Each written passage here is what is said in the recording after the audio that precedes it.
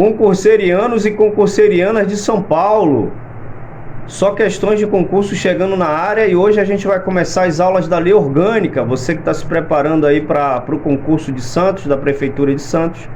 A gente vai começar as aulas aí da Lei Orgânica. Eu vou deixar o material de apoio aqui na descrição. E lembrando que se você gostar do conteúdo, deixe seu like, deixe seu comentário e se inscreva no canal para você receber as notificações das novas aulas, que vai ser uma sequência de aulas aí da Lei Orgânica, do Estatuto do Servidor, para você poder sair na frente, beleza?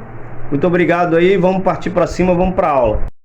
Fala, concurserianos e concurserianas do meu Brasil. Hoje a gente vai começar a aula 2 aí da Lei Orgânica do município de Santos. Lembrando, galera, que eu vou deixar o material aqui de apoio, tá?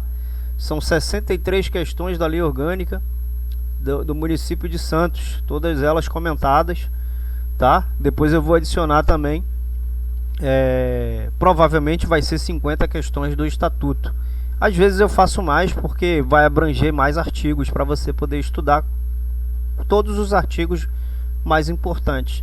Então o mínimo são 50 questões. Se eu adicionar mais eu vou informar aqui na próxima aula, tá?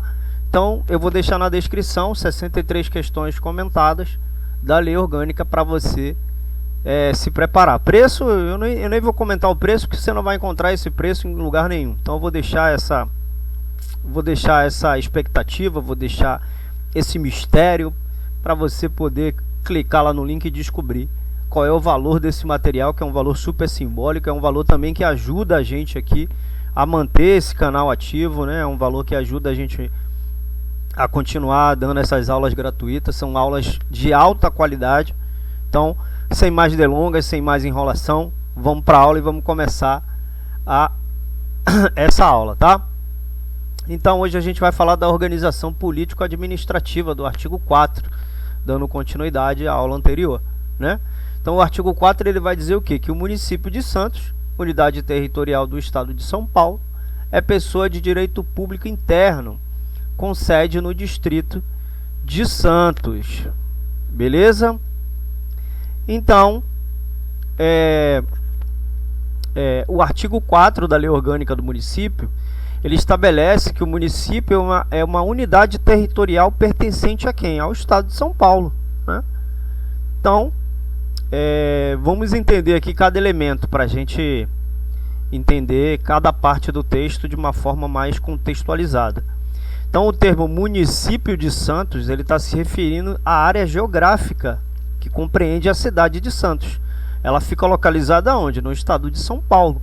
Então, o município é uma divisão administrativa autônoma, com sua própria estrutura de governo e responsável por prover serviços e cuidar dos interesses locais. Quando ele menciona ali que o município é uma pessoa de direito público interno, ele está afirmando que ele possui personalidade jurídica, sendo reconhecida como uma entidade com capacidade para adquirir direitos, e ela vai também assumir obrigações perante a lei. Então isso significa que o município pode celebrar contratos, propor ações judiciais, ela pode arrecadar tributos, entre outras atividades legais. Quando ele se refere à expressão com sede no distrito de Santos, indica que a administração central do município está localizada no distrito de Santos. Então, o distrito é uma divisão interna do município, que possui uma delimitação territorial específica. Então, a sede do município, nesse caso, é o local onde estão situados os órgãos do governo municipal, que tem ali o que? A prefeitura, a Câmara dos Vereadores e etc. Vamos considerar um exemplo para a gente ilustrar, né? Imagine que você está estudando a Lei Orgânica do município, né? Precisa entender a estrutura administrativa da cidade. Então você vai compreender que o município de Santos é uma entidade autônoma, ela tem personalidade jurídica própria e que a sua administração central está localizada no distrito de quê? De Santos, né? Então, beleza, o parágrafo único ele vai dizer o quê? Qualquer alteração territorial do município só poderá ser feita na forma da lei complementar estadual, preservando a continuidade e a unidade histórico-cultural do ambiente urbano e dependerá de consulta prévia mediante plebiscito às populações diretamente interessadas. Então, nesse parágrafo único, né, do artigo, ele vai estabelecer algumas condições para a realização de alterações territoriais no município de Santos, né? Então, qualquer alteração territorial do município de Santos só pode ser realizada por meio de uma lei complementar. Isso significa o quê? Que é necessário que o Estado de São Paulo aprove uma legislação específica para permitir e regularizar essa alteração. Então, essa exigência tem o objetivo de garantir que as mudanças territoriais sejam feitas de forma adequada e em conformidade com a legislação estadual. Além disso, a preservação da continuidade e unidade histórico-cultural, né, que ele se refere no texto, do ambiente urbano, é um princípio fundamental a ser observado durante o processo de alteração territorial. Isso significa que as mudanças devem respeitar a história, né? A história da região, a cultura da região, evitando fragmentações excessivas do município e preservando sua identidade urbana. Uma questão importante mencionada nesse parágrafo é a necessidade de consulta prévia à população diretamente interessada. Isso significa que antes de qualquer alteração territorial, né, qualquer alteração a ser realizada, é preciso realizar um plebiscito, ou seja, uma consulta popular, com a participação das pessoas que serão diretamente afetadas pela mudança. Essa consulta tem o objetivo de garantir que a opinião da população seja levada em consideração e que ela possa se manifestar sobre o assunto, né? Então, para a gente ilustrar, suponha que haja uma proposta para alterar os limites territoriais do município, com o objetivo de quê? De incorporar uma região vizinha. Nesse caso, seria necessário seguir os procedimentos estabelecidos pela Lei Complementar Estadual, vai realizar uma consulta prévia por meio de um plebiscito e considerar a continuidade e a unidade histórico-cultural do ambiente urbano. Então, somente após essas etapas, com a devida aprovação da legislação estadual, a alteração territorial pode ser efetivada. Beleza? Show de bola, maravilha, respira fundo e vai. Dos bens, a gente vai falar dos bens agora. Então, são bens do município. Todas as coisas móveis e imóveis, direitos e ações que a qualquer título pertençam ao município. Então, todas as coisas móveis e imóveis são de propriedade do município. Isso inclui todos os bens materiais e imateriais que estão sob a titularidade do município de Santos, sejam eles adquiridos por meio de compra, doação, herança, entre outros.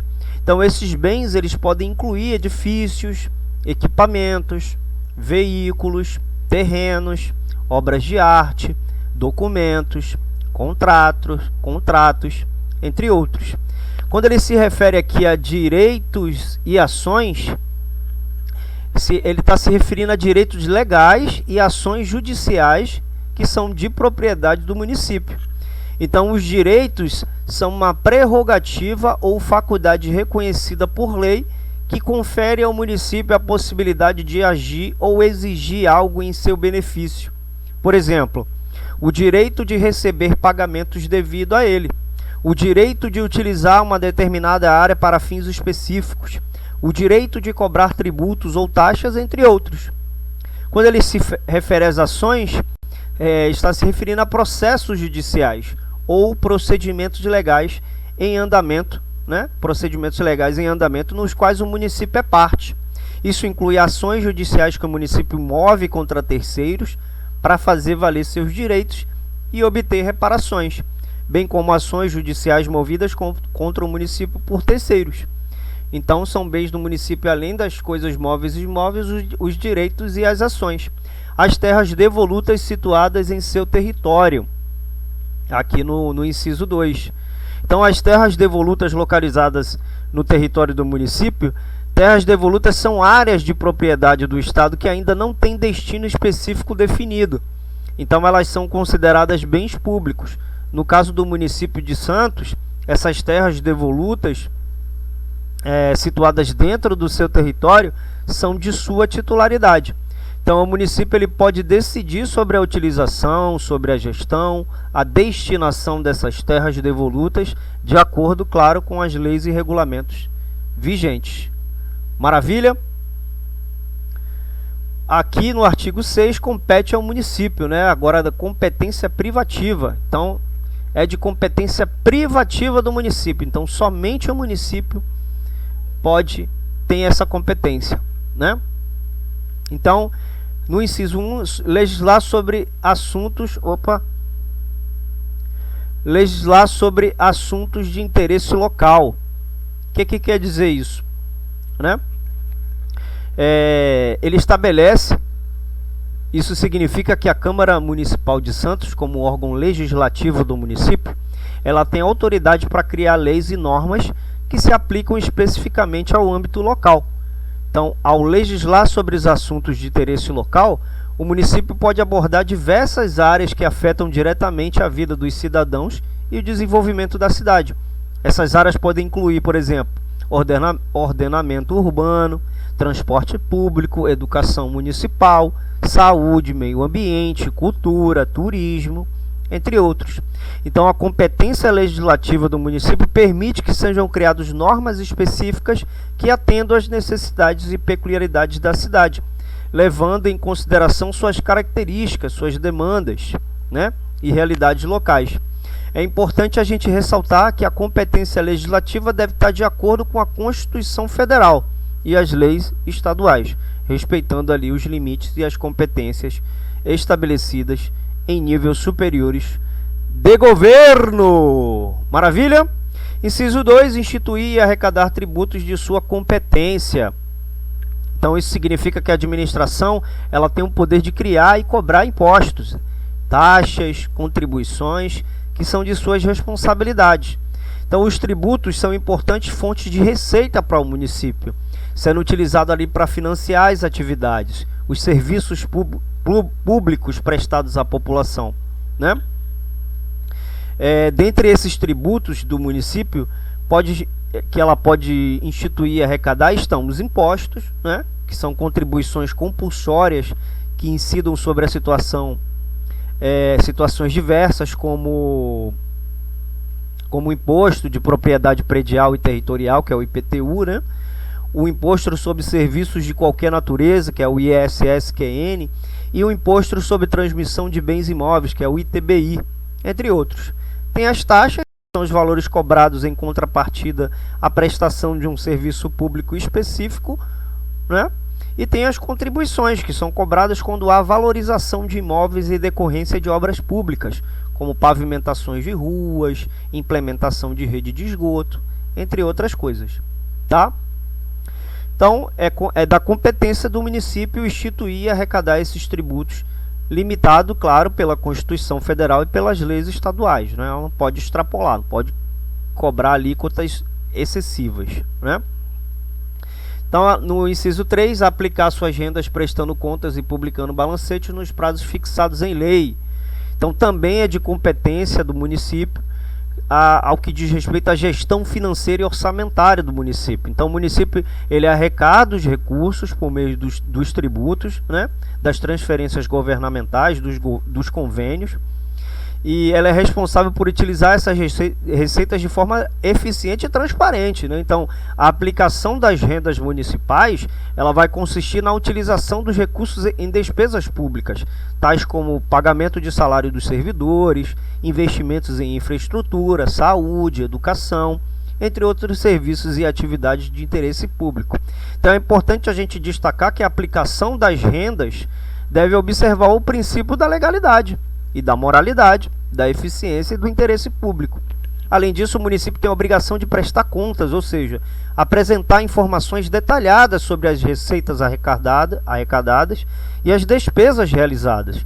Então, essa prestação de contas deve ocorrer de forma regular e nos prazos estabelecidos em lei, garantindo o quê? A transparência, o controle social sobre a gestão dos recursos públicos. Então, a publicação dos balancetes consiste na divulgação periódica das informações contábeis e financeiras do município. Precisa ter essa transparência, né? Então, essa publicação tem um objetivo de proporcionar, né, A transparência, permitir que a população tenha acesso a essas informações sobre a situação financeira e patrimonial do município.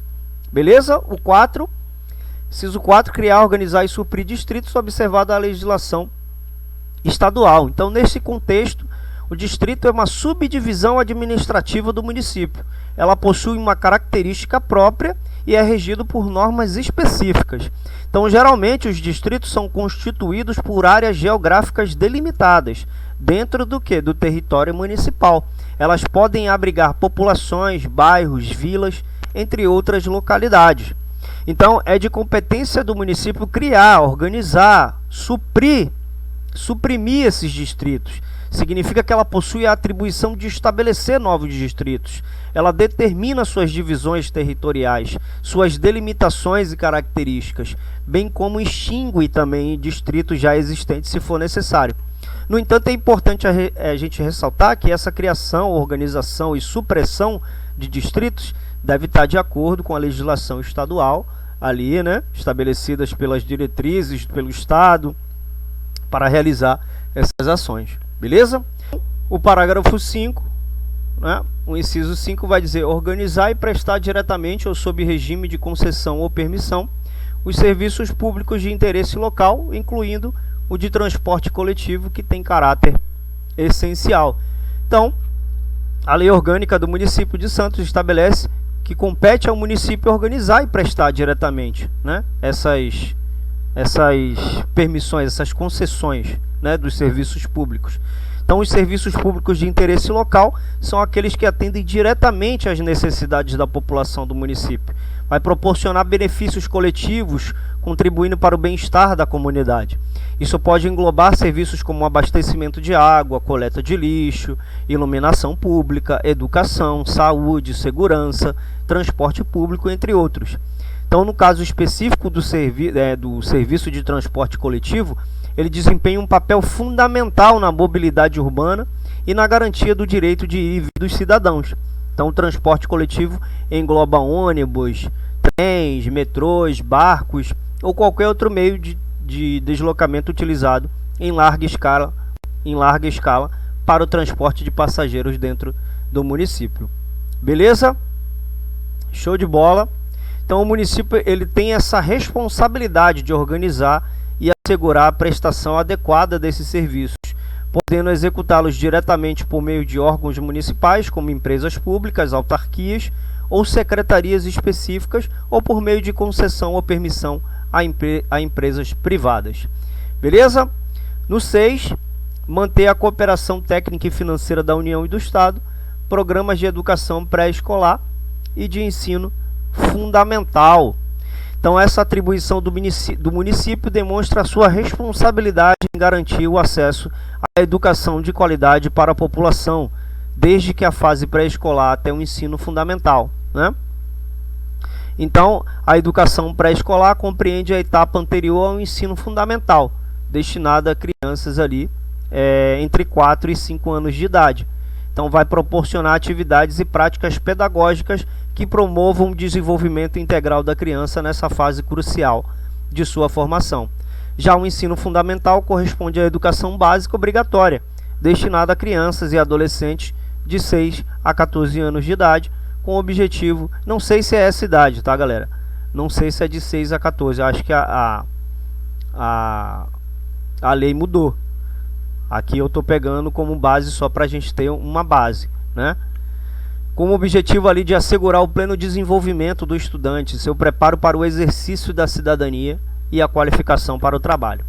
Então, o município ele tem o dever de garantir a oferta de programas educacionais nessas etapas, tanto na rede pública municipal de ensino, quanto na cooperação com as esferas federal e estadual. Então, a cooperação técnica e financeira da União e do Estado se dá por meio de repasses de recursos financeiros e suporte técnico para auxiliar na implementação e no desenvolvimento desses programas educacionais. Beleza?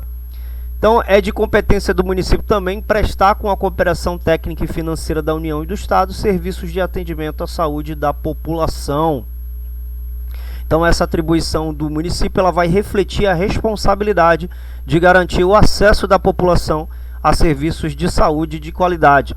Então, o município, em parceria com a União e o Estado, busca assegurar o bem-estar e a qualidade de vida dos seus munícipes, por meio da oferta de serviços de saúde abrangentes e eficazes. Então, o município atua na prestação de serviços de saúde primários, como postos de saúde, unidades básicas de saúde, que oferecem atendimentos médicos, consultas, exames, vacinação, orientações de saúde, entre outros. Além disso, pode também contar com hospitais, ambulatórios, centros de especialidades médicas e outros recursos que visam atender às necessidades de saúde da população. Então, a cooperação técnica e financeira da União e do Estado desempenha um papel fundamental nesse contexto, uma vez que auxilia o município no fortalecimento de sua rede de saúde, no desenvolvimento de programas de saúde preventivo e na capacitação de profissionais e na aquisição de equipamentos e insumos necessários para o bom funcionamento dos serviços de saúde. Então, a colaboração entre as esferas do governo é essencial para garantir a sustentabilidade e a eficiência dos serviços de saúde, bem como para ampliar o acesso e melhorar a qualidade do atendimento oferecido à população, né? Então, é por meio dessa cooperação que o município consegue suprir as demandas específicas e enfrentar desafios que envolvam a saúde pública, como epidemias, campanhas de vacinação, prevenção de doenças, entre outros. Beleza? Aqui no 678, inciso 8, promover no que couber adequado ordenamento territorial, mediante planejamento e controle de uso do parcelamento.